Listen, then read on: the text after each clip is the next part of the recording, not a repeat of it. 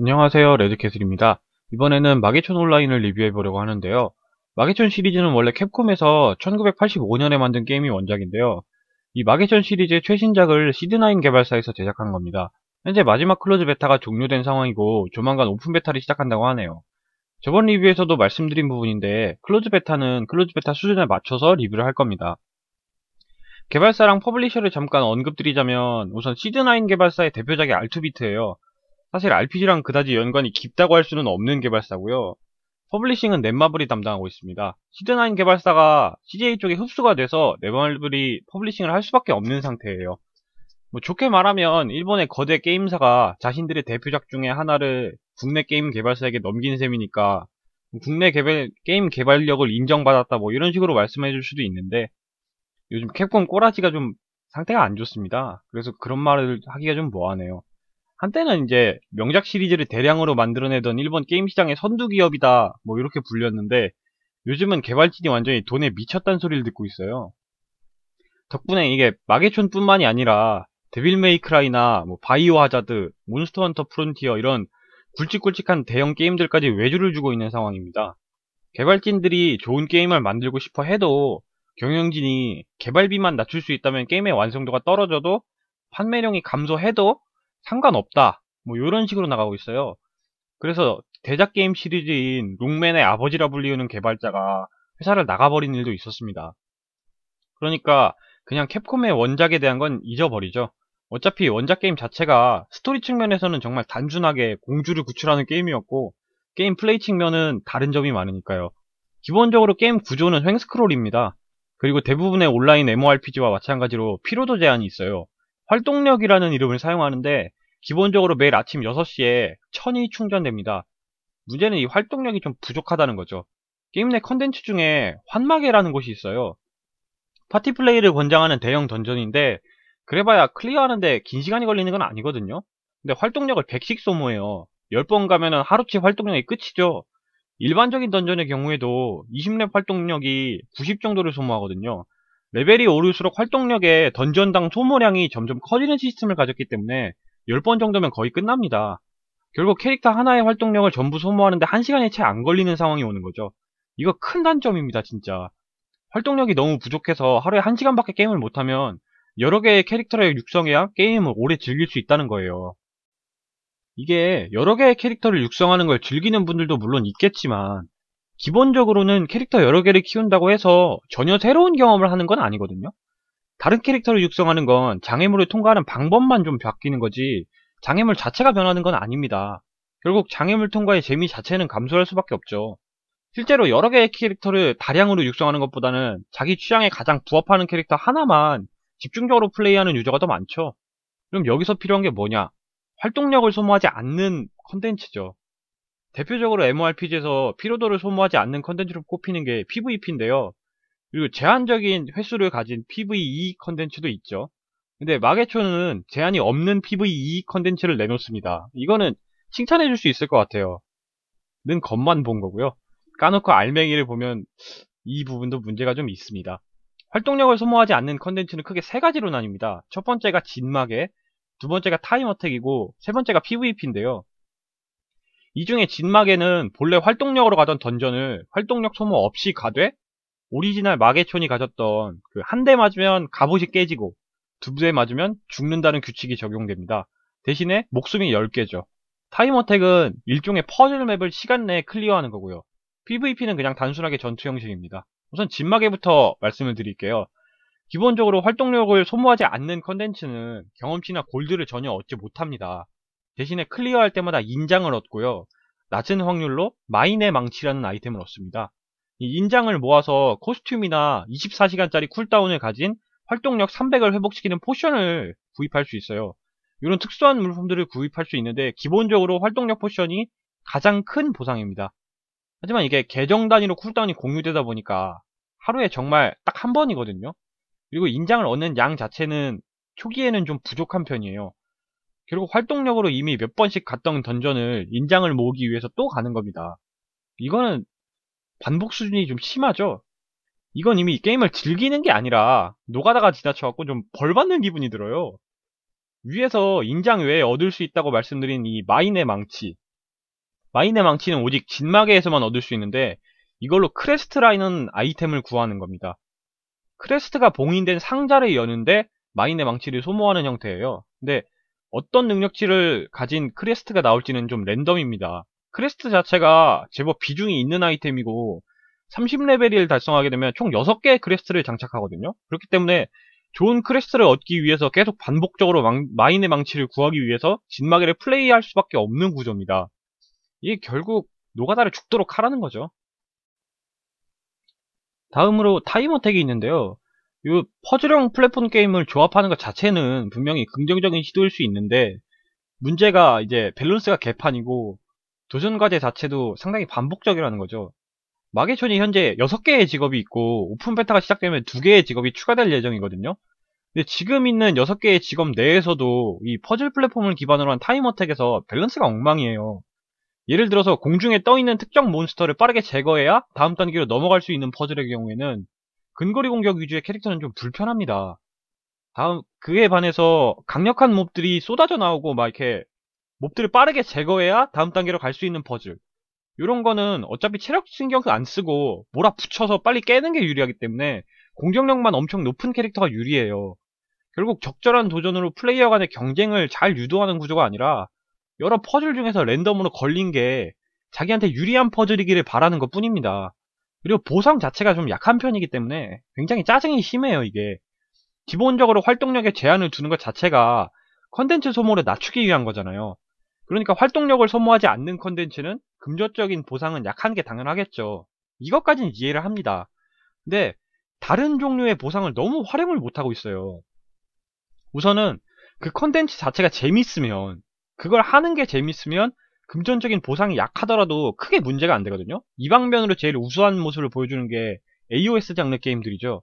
똑같은 맵에서 막 수천 번 싸워도 캐릭터 조합 좀 바뀌고 뭐 스킬트리 조금 바뀌고 요런 거 가지고 재미가 점점 늘어나는 거죠. 그리고 사람 대 사람 전투가 기본이기 때문에 매판 다른 형태의 게임이 나올 수밖에 없는 거예요. 근데 PVE에서도 다른 형태의 게임이 계속 매판마다 나올 수 있는 게 있거든요. 대표적인 게 이제 바인딩 오브 아이작 같은 걸 뽑는데 제가 게임 내 아이템이 수백 가지 정도가 돼요. 근데 매판마다 다른 아이템이 나오고 던전의 형태나 던전 몬스터도 일정 범위 내에서 항상 랜덤하게 변하게 돼 있거든요. 그래서 매판마다 똑같은 걸 해도 다른 결과물을 얻는 거죠. 근데 진막에는 이미 했던 걸 또 하는 거고 타임어택 같은 경우 했던 걸 또 하는 거기도 하고 직업 간 격차도 심하고 퍼즐 형식이 가지는 문제점도 있어요. 이게 퍼즐을 두고서 한참 고민하다가 간신히 딱 해결하면 그 해결하는 순간만큼은 정말 기분이 좋거든요. 근데 다음부터는 그걸 또 할 때는 이미 해답을 아니까 그 재미가 감소해요. 근데 마계촌의 타임어택 같은 경우는 몇 번이고 반복을 하게 돼 있으니까 해결하는 순간에 성취감이 큰 그런 머리 쓰는 퍼즐보다는 그냥 플레이어를 귀찮게 만드는 그런 퍼즐을 주로 사용하게 돼요. 그리고 마인의 망치를 얻을 수 없다는 점도 있어서 결국 PVE 컨텐츠 중에서 활동력을 소모하지 않는 부분은 진마계를 주로 하게 됩니다. 그럼 이제 게임의 재미가 떨어지니까 보상을 얻는 순간 기분이 크게 좋아지는 이런 득템의 순간을 위한 노가다 참는 끼, 요런 걸로 차선책을 마련할 수 있는가. 근데 제 생각에 득템의 순간이 주는 기쁨 그런 거 별로 없어요.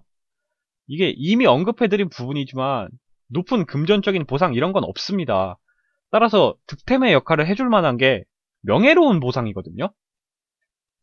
제가 방금 말한 그 명예로운 보상이라는 게 무슨 개소리냐고 하실 수도 있는데 이거를 설명을 해드리자면 물질적인 가치는 굉장히 낮고 뭐 상호 교환도 안 되고 그런데 그걸 가졌다는 것만으로도 충분히 기쁨을 느낄 만한 그런 걸 말씀드린 거거든요.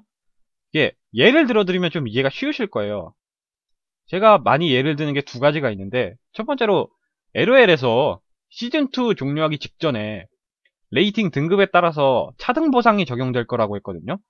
그 보상이 거래가 되는 것도 아니고 뭐 게임 내에서 물질적인 이득을 주는 것도 아니고 그냥 정말 명예로운 그림 하나죠. 근데 그럼에도 불구하고 그걸 위해서 막 현금까지 들어가면서 대리랭크 돌리고 막 하는 사람들 엄청 많았거든요. 다른 예시로는 이제 와우 쪽에서 예를 들자면 와우의 경우 칭호를 말씀드리고 싶네요. 와우의 칭호는 아무 능력도 없고 그냥 아이디 앞에 텍스트 글자 몇 글자 이렇게 달려있는 거거든요. 근데 그 칭호 한 줄 때문에 몇십만원씩 내던지는 사람 넘쳐납니다, 진짜. LOL에서 대리랭크 하듯이 와우 투기장에서도 막 돈 주고 어뷰징 해갖고 올리고, 지금은 거의 구할 수 없는 스카라베 군주나 최고사령관 같은 칭호는 그 계정에 그 칭호가 있다더라, 그 소리만 들어도 막 웃돈까지 얹어주면서 어떻게든 구해보려고 해요. 이게 명예로운 보상의 힘입니다. 게임 돈을 주는 것도 아니고 뭐 능력치가 강해지는 것도 아닌데, 그냥 거기 달려있는 명예 때문에 서로 얻고 싶었고 안달을 내는 거예요.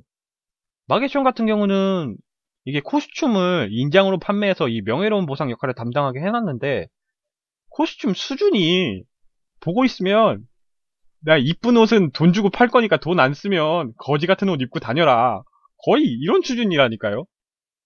결론적으로 피로도를 소모하지 않는 무제한 PVE 컨텐츠가 물론 없는 것보다는 높은 점수를 받을 수 있죠.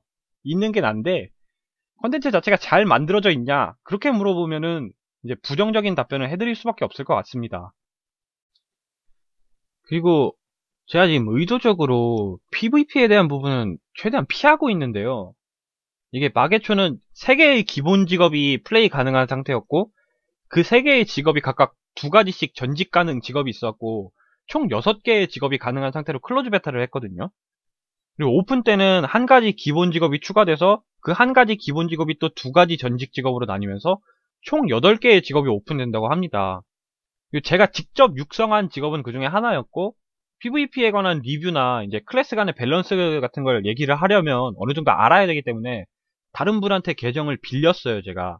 다른 분의 계정을 빌려서 그걸로 플레이를 하면서 이 부분을 얘기하려고 준비를 한 건데, 우선 결론부터 말씀드리자면은 지금 PVP 같은 경우는 논의하는 게 힘들 정도로 상태가 안 좋습니다.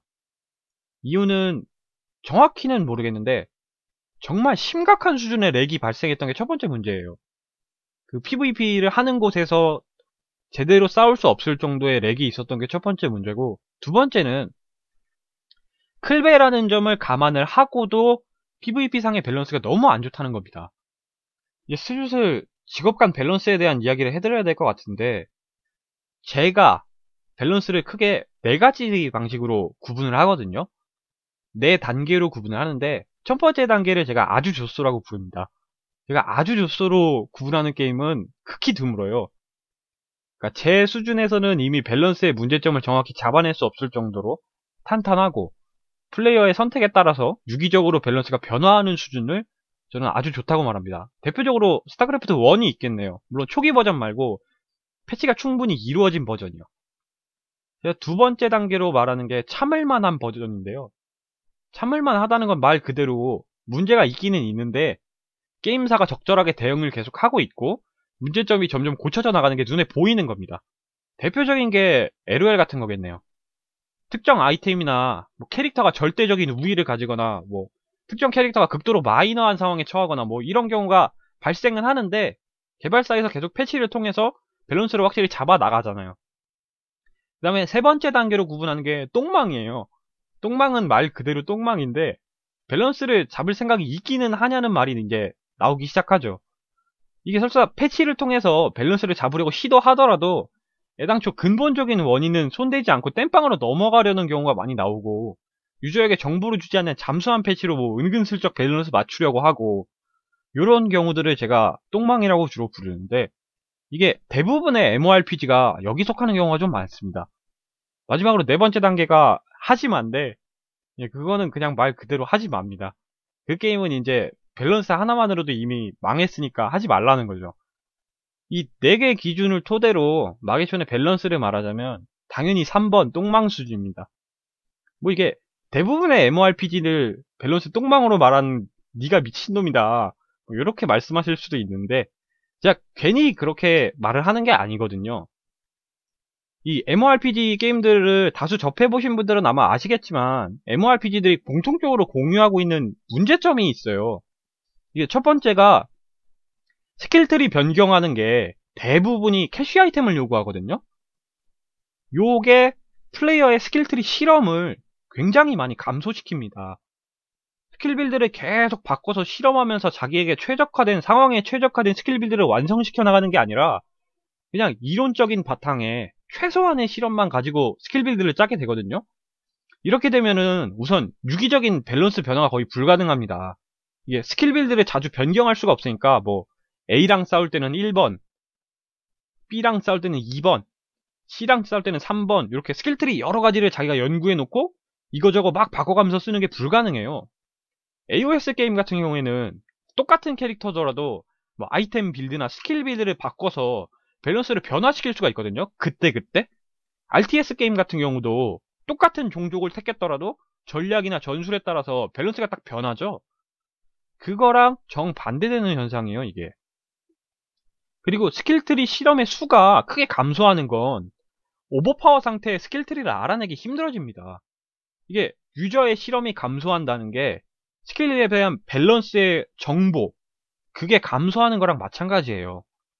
디아블로 3를 예로 들어보자면 아시는 분들도 많을 거예요, 아마. 디아블로 3 같은 경우에는 각각의 캐릭터에 대한 테스트 기간이 캐릭당 수천 시간에 달하거든요. 근데 그럼에도 불구하고 발매된 지 며칠 만에 블리자드 측에서 예상하지 못한 스킬 빌드들이 막 나와갖고 밸런스가 붕괴될 정도로 강한 성능을 보여줬죠. 이게 실질적으로 게임 개발사에서 전문 테스터가 10만 시간을 테스트해도 오픈되고 하루 지나면 유저의 테스트량을 따라갈 수가 없습니다. 이게 기본적으로 10만 명이 1시간씩만 하면은 10만 시간이잖아요. 그렇기 때문에 전문 테스터에 비해서 양적인 측면에서 비교 자체가 불가능해요.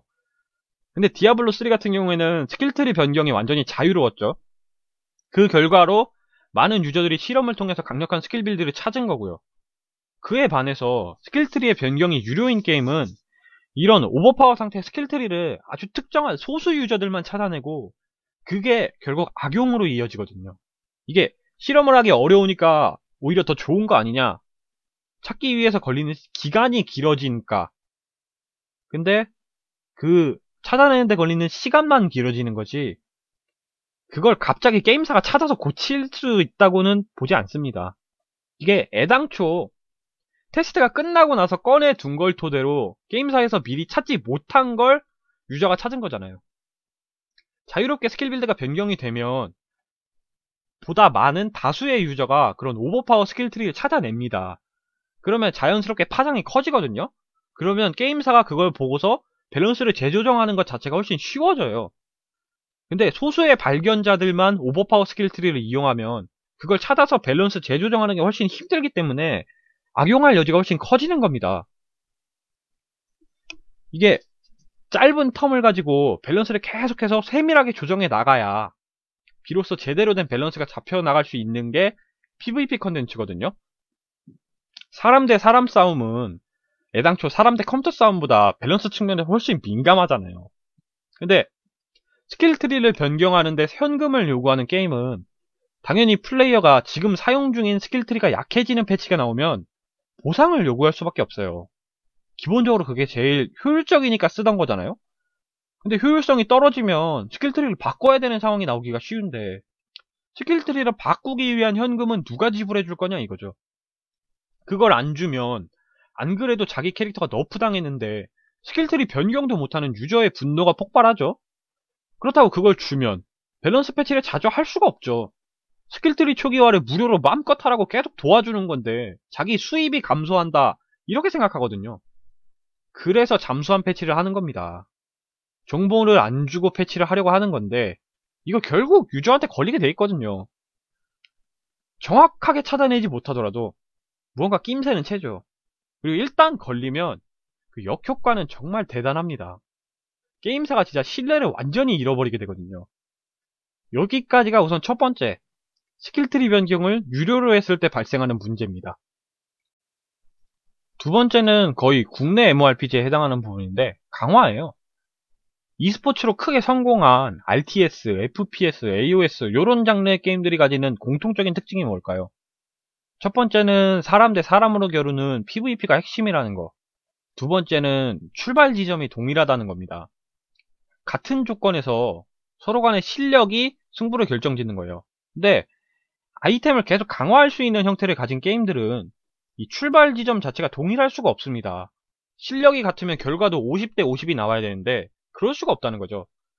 그러면 강화빨이라고 소리 지르는 경우가 많이 나올 수밖에 없어요. 마계촌에서 제가 PVP를 할 때 저랑 똑같은 직업에 똑같은 레벨을 가진 유저랑 PVP를 했거든요. 근데 서로 똑같은 기술을 썼는데 제 쪽이 체력이 2배 정도 많이 빠지더라고요. 나중에 그 마을에서 제가 그 유저가 있길래 물어봤어요. 왜 그렇게 된 거냐고. 그러니까 방어구를 크게 강화해놨다 라고 답변해 주시더라고요. 이게 기본적으로 실력 이외의 밸런스에 크게 관여하는 요소가 있다는 건 밸런스를 맞추는데 해로울 수밖에 없어요. 그리고 강화를 높게 잘해둔 유저끼리의 전투를 그걸 중심으로 해서 밸런스를 잡을지, 아니면 강화 수치가 전반적으로 낮은 유저끼리의 전투를 중심으로 해서 밸런스를 잡을지, 기본적으로 이 두 가지 선택지조차도 혼란스러워지는 겁니다. 마지막으로 가장 큰 MMORPG 밸런스의 문제는 캐릭터의 특징 그 자체라고 말하고 싶네요. 여기에 빠르는 속도를 기반으로 호쾌한 연타 공격을 하는 근접 전투형 캐릭터가 있다고 말하자 해봅시다. 요거는 캐릭터의 특징이죠.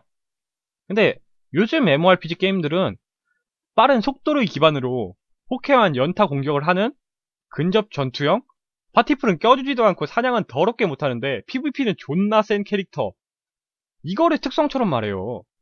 이거는 캐릭터의 특성이 아닙니다. 그냥 밸런스 더럽게 못 잡는 거예요. 캐릭터의 특징은 강력한 버프와 회복 능력을 바탕으로 장기적인 전투에 능한 캐릭터, 뭐 이런 걸 말하는 거지. 파티풀에서는 신으로 취급받는데 PVP나 솔플 하려면 현금 대고서 스킬 빌드 바꿔야 되는 캐릭터, 이런 거 말하는 게 아닙니다. 캐릭터의 특징을 바탕으로 해서 단체 PVP든 개인 PVP든 파티풀 PVE든 개인 PVE든 그 고유한 특징에 따라서 자기만의 방법으로 수행할 수 있어야, 그래야 정상적인 밸런스인 겁니다. 이 캐릭은 PVP만 잘하고 저 캐릭은 PVE만 잘하면 그 밸런스가 맞는 게 아니에요. 양쪽 다 자기 특징을 바탕으로 실력만큼 수행할 수 있어야 밸런스가 맞는다고 하는 겁니다.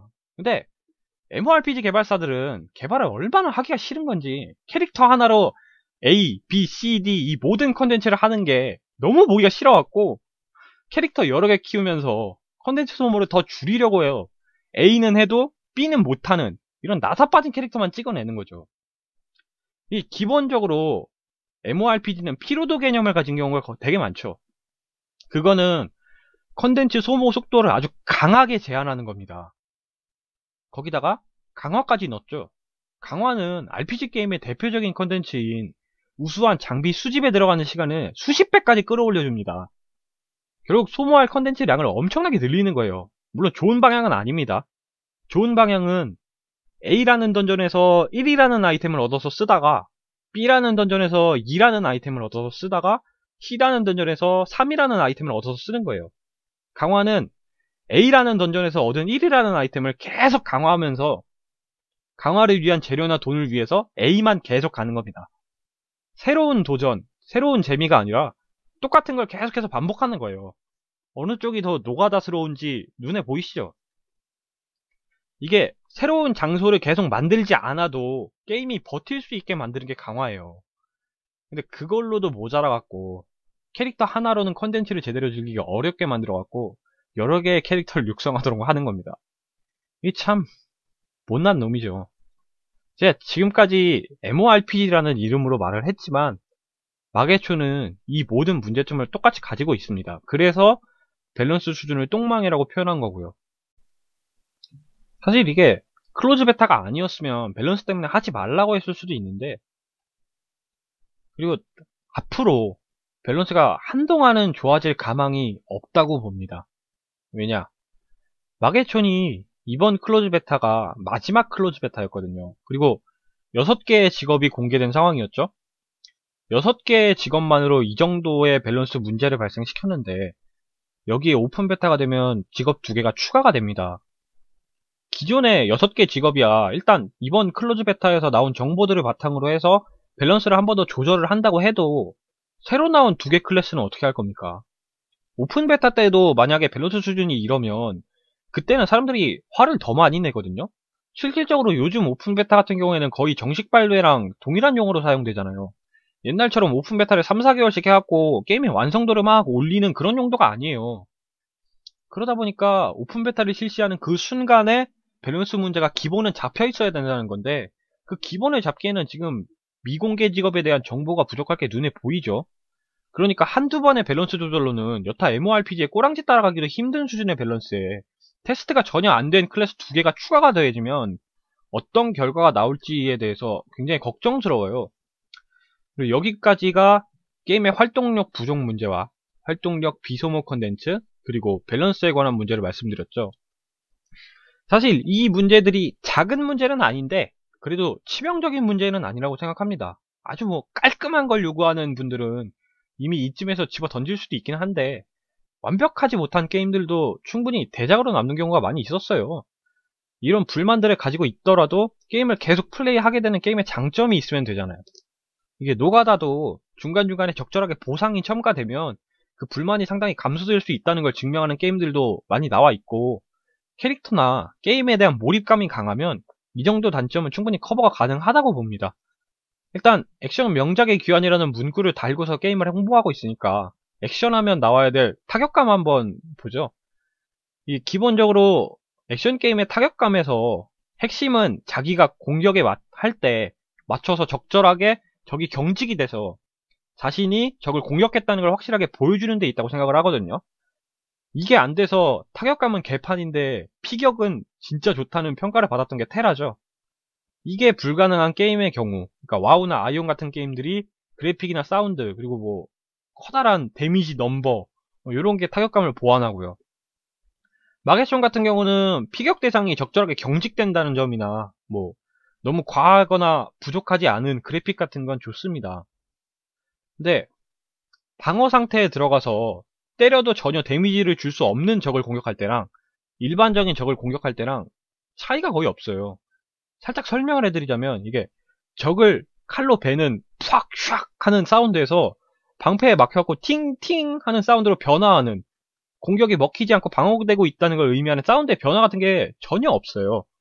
요거라던가 아니면 공격을 성공했을 때랑 공격을 실패했을 때랑 사운드나 이펙트 차이가 전혀 없는 스킬들이 많습니다. 이런 건 분명히 타격감 부분에서 부족한 부분이죠. 그게 결론은 액션 게임 치고는 이 정도면 봐줄만 하다, 이 정도로 넘어가야 될 것 같습니다. 다음으로 액션 게임에서 역시 중요한 캐릭터 조종을 볼까요? 그러니까 기본적으로 2단 점프나 자세를 숙이거나 방향키를 2번 연타해서 대시나 질주 같은 걸 기본으로 지원해줘요. 이거는 조작이 우수하다고 할 수 있는데, 이게 타격감처럼 이 부분도 나사 하나가 빠져 있어요. 이게 버그인지 서버 렉인지 아니면 의도적인 부분인지는 알 수 없는데, 캐릭터를 연속적으로 조작하거나 급하게 막 점프하거나 하는 부분에서 조작이 씹힙니다. 말을 안 들어요, 캐릭터가. 이것 때문에 점프를 눌렀는데 캐릭터가 안 움직여서 공격당하는 경우가 간간히 발생을 하더라고요. 액션 게임에서 조작이 순간적으로 먹통이 되는 거는 정말 큰 비열함이죠. 그러니까 이 부분도 그냥 봐줄만 하다, 뭐 이 정도로 넘겨야 될 것 같습니다. 뭐 클로즈 베타가 아니었으면은 액션 게임에서 조작의 중요성이 어쩌고 저쩌고 하면서 또 한참 말했을 텐데, 오픈 베타 이전에 충분히 보완해서 나올 거라고 생각을 하기 때문에 여기는 어쨌든지 간에 스테이지 구성 자체는 우수한 편이거든요. 그렇기 때문에 문제점들을 잘 보완하면 여기까지는 그래도 잘 될 거라고 봅니다. 그 외에 이제 게임 플레이의 문제점들을 몇 가지 더 말해보자면, 우선은 게임 내 설명이 좀 빈약해요. 제가 가장 많이 설명을 요구하는 게 스킬 부분이거든요. 특히나 이게 현금을 내고서 스킬을 초기화해야 되는 게임들은 스킬 설명들이 정말 정확할 걸 요구하는데, 마계천회 같은 경우에는 굉장히 골치 아픈 수준이에요. 분명히 동영상도 첨부돼 있고 스킬 자체의 성능도 나와 있기는 한데, 몇몇 스킬들은 일정 레벨 이상이 되면 부가적인 능력이 생기거든요. 근데 스킬을 찍어보기 전에는 그 부가적인 능력이 뭐고 언제 생기고 이런 게 전혀 알 수가 없어요. 제 GM한테 문의해본 바로는 나중에 홈페이지에 정보를 추가하겠다 뭐 이렇게 말은 하던데, 결론적으로 게임 내에는 끝까지 설명을 안 넣겠다는 거거든요. 그거는 별로 좋은 게 아니죠. 직접 그렇게 왔다 갔다 하면서 유저가 찾아보고 귀찮게 만드는 건. 그리고 기본적인 능력치 중에 하나인 체력 회복이나 만화 회복 같은 거, 그런 거 아예 안 쓰여 있습니다. 어디에도. 아이템에 만화 회복 능력치는 달려 있는데 이게 올라간 건지 아닌지 기본은 얼마인지 알 수가 없어요. 게임 내에서 뭐 정보나 뭐 변화 이런 걸 계속 알려주는 지니어스라는 시스템이 있기는 한데, 지니어스가 천재잖아요. 천재는커녕 바보 천치 수준이죠. 이게 새로운 창만 띄워갖고 아이템 확인만 더럽게 방해하고 진짜 필요한 정보는 없더라고요. 그리고 던전 내에서 피격당한 경우에 캐릭터가 아예 바닥에 딱 쓰러지지 않으면 무한정 연속적으로 공격을 당해갖고 순식간에 체력이 감소하는 기형적인 현상이 나오거든요. 이게 특히 공중에서 낙법을 하는 기술을 배우기 전에는 유저를 공중으로 쳐올리는 함정이 있어요. 그걸 만나면 걸리면 남은 체력이 얼마였든지 간에 죽을 때까지 쳐맞습니다. 그리고 또 그래픽이나 게임 시스템 이런 게 하이엔드급은 아니거든요. 정말 엄청나다 뭐 이런 건 아닌데, 그래도 최적화 문제인지 게임 프로그램이 굉장히 무겁더라고요. 그리고 마지막으로 하나 개인적으로 굉장히 우려가 되는 부분이, 개인 간의 거래가 오직 우편으로만 하게 돼 있어서 굉장히 불편합니다. 이게 경매장을 주로 쓰도록 유도하는 그런 기능을 하는 것 같은데, 그렇게 해서 경매장 수수료나 우편 수수료 둘 중에 최소한 하나는 지불해야 거래가 성립되도록 만들어갖고 최대한 인플레이션을 억제하겠다는 의도로 보이기는 하거든요. 근데 이게 문제가, 유저 간의 거래가 경매장에 집중되면 그만큼 사재기나 독과점 같은 불공정 거래가 발생하기가 쉬워요. 이게 흔하게 게임 내에서 장사하는 건 나쁠 게 없다 뭐 이렇게 생각하시는 분들 많이 있는데, 그 게임 내에서 장사 자체는 괜찮은데 게임 내에서 장사할 때 수단으로 사용하는 사재기는 현실에서 공정거래법 위반입니다. 불법이에요 원래. 이런 사재기가 만들어내는 문제의 대표적인 예시가 마비노기 영웅전에서 있었던 일입니다. 이게 특정한 한 명의 유저가 서버 내에 존재하는 돈의 대부분을 독점해서 모든 게임 내 시장 경제를 자기 맘대로 조절하는 수준까지 갔던 일이 있거든요. 이런 일이 생긴 이유가 굉장히 간단해요. 유저 간의 거래가 오직 경매장으로만 가능했어요. 그래서 사재기를 통해서 시세를 조작하는 게 굉장히 쉬웠던 거예요. 그래서 몇 번의 사재기가 성공하고 나니까 점점 더 많은 물품을 사재기할 수 있었던 거죠. 그래서 결론적으로 서버에 있는 돈을 다 쓸어 담은 겁니다, 그 사람이. 그래서 서버의 경제 상황이 완전히 붕괴됐어요. 이게 기본적으로 경매장 시스템이 경매 물품에 대한 정보를 완벽하게 제공하는 건 아니거든요. 이게 뭐 원래는 얼마 정도에 거래됐고 최근 가격 변동이 어떻고 뭐 이런 거는 제공해주지 않잖아요. 그런 거는 게임을 운영하는 회사 쪽이나 아니면 경매장에서 24시간 다 머무르다시피 하는 장사꾼들만 아는 거고, 그걸 토대로 사재기를 시작하면 실질적으로 제재하기가 굉장히 어려워요. 현실에서처럼 막 금융감독원이 나가갖고 해주는 게 아니잖아요. 개발사가 그 모든 걸 감독하려면 들어가는 비용이 너무 크기 때문에 운영자가 다 관리 감독을 할 수가 없어요. 그래서 이런 문제가 발생하지 않도록 최대한 예방하는 게 중요하다는 겁니다. 그래서 개인 간의 거래랑 경매 시장이랑 개인 상점까지 최대한 다양한 루트로 물건을 교환하고 판매할 수 있도록 만들어서 사재기가 좀 어렵도록 만들 필요가 있어요. 근데 경매장 이외의 거래 방법이 너무 불편하게 돼 있었고 장사꾼들이 모든 걸 쥐락펴락할 위험성이 크거든요. 사재기는 분명히 사기의 일종인데 이게 처벌이 전혀 안 돼서요. 뭐 이 정도로 게임 플레이에 관해서 이제 둘러봤으니까 이제 게임의 스토리랑 몰입감을 말해볼 차례네요. 이번에는 비교를 한번 해보죠. 그 마계촌 온라인의 튜토리얼 스테이지랑 캡콤이 만든 롱맨X의 튜토리얼 스테이지랑 게임의 몰입감이나 스토리텔링 측면에서 한번 비교를 해봅시다. 기본적으로 롱맨X가 발매가 된 게 1996년입니다. 그러니까 17년이 지나서 발매를 목표로 하고 있는 마계촌 온라인 쪽이 우수해야 정상이겠죠? 그리고 최소한 비슷한 수준을 해줘야 참아줄만 하다, 이런 평가를 받겠죠. 아무리 뭐 롱맨 시리즈가 명작이다 뭐 이래도 캡콤은 기본적으로 스토리텔링보다는 게임 플레이 자체에 집중하는 경향이 강한 회사입니다. 그리고 마계촌도 캡콤의 원작을 기반으로 했기 때문에 과거부터 이어지는 스토리로 뭐 이득을 본다, 이런 거는 거의 없다고 봐야겠죠. 롱맨 X 같은 경우는 이제 인트로 스테이지가 별다른 설명이 없이 바로 스테이지로 보내지거든요. 일단 게임부터 해보라는 거죠. 그리고 마계촌 같은 경우는 평화로운 마을에서 뭐 마물들이 쳐들어오는 걸로 시작하고, 레드 아리마가 프링프링 공주를 납치하고 플레이어가 그 뒤를 추격하기 시작하죠. 물론 공주의 이름이 프링프링이라는 건 나오지 않습니다만 그 원작에서 공주 이름이 프링프링입니다. 여기서 이제 문제가 되는 게 이 공주인데, 플레이어는 공주랑 대화를 해본 적도 없고 심지어 공주가 말하는 걸 본 적도 없습니다. 솔직히 원작까지 감안하면 이 공주는 그냥 짐덩어리예요. 마리오 시리즈에서 피치 공주보다 더 쓸모없는 존재입니다. 피치 공주는 그나마 이렇게 몇 개의 작품에서 후라이팬이나 우산 휘두르면서 싸우기도 하고 마리오랑 대화도 하고 그러거든요.